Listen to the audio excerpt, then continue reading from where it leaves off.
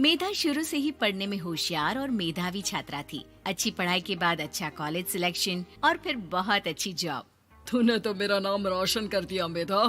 अरे लेकिन ये जो काम करने का तरीका है ना, इसे बदल ले। 18 घंटे काम करेगी तो कल को बच्चा कैसे संभालेगी? तुम्हारी तरह पागल नहीं हूँ माँ, जो बच्चे और परिवार में फंस जाऊँ।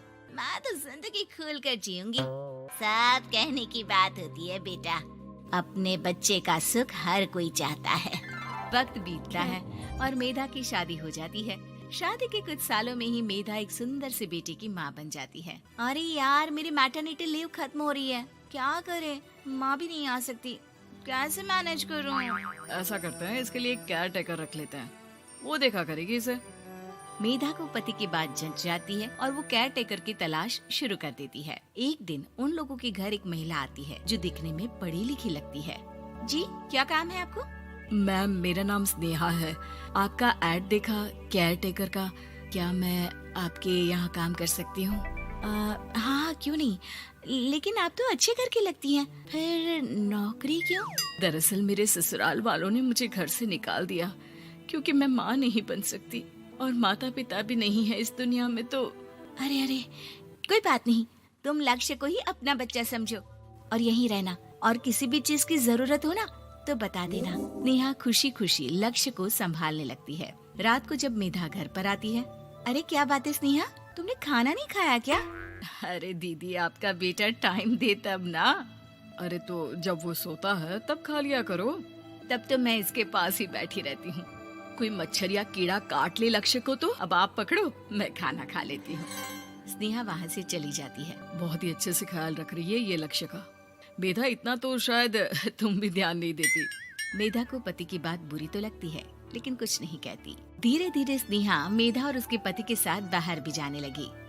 सुनो, स्नेहा को भी बाजार ले चलते हैं, वो क्या है ना, लक्ष्य को देख लेगी जब तक मैं शॉपिंग कर लूंगी। हाँ चलो, वैसे मैं चाह रहा था कि लक्ष्य को लेकर हम दोनों ही चलते।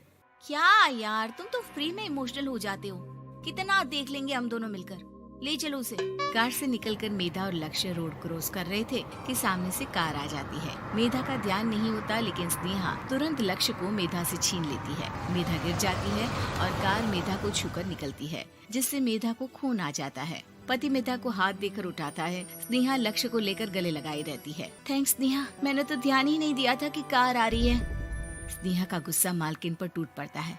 अरे कैसी माँ है आप, अगर आज कुछ लक्ष्य को हो जाता तो मैं आपको कभी माफ नहीं करती। छोटा सा बच्चा है, उसे चोट लगती है तो पता है कितनी तकलीफ होती है।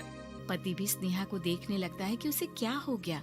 मेधा को स्नेहा पर काफी गुस्सा आ जाता है। घर आकर कहती है, देखो स्नेहा, माना तुम लक्ष्य को बहुत प्यार करती हो, लेकिन वो मेरा बेटा है, मैं कभी जानबूझकर उसके साथ बुरा नहीं कर सकती, समझी? मुझे माफ कर दीजिए, मैं लक्ष्य को लेकर कुछ ज्यादा ही सेंसिटिव हो चुकी हूँ।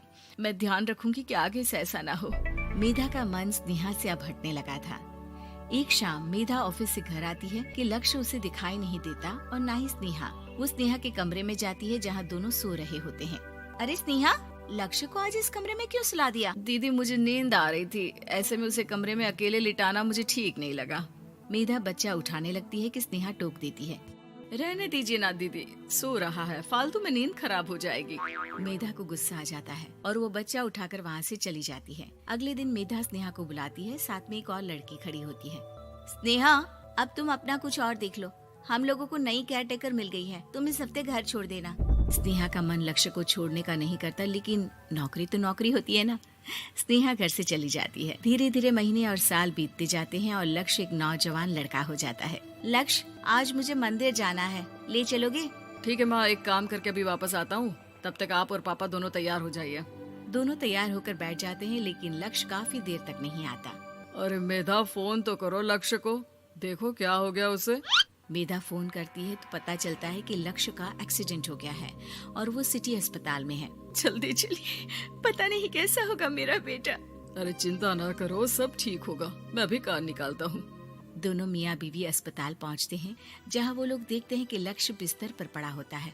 एक महिला इन्हें यहाँ लेकर आई है, वो वहाँ बैठी है, लेकिन फिलहाल तो आप लोगों को इनके लिए किडनी का प्रबंध करना होगा।